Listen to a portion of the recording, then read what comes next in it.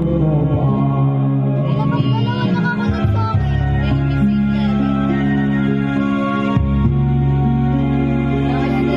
ngayon kay nanay. Birthday kasi ni nanay ngayon.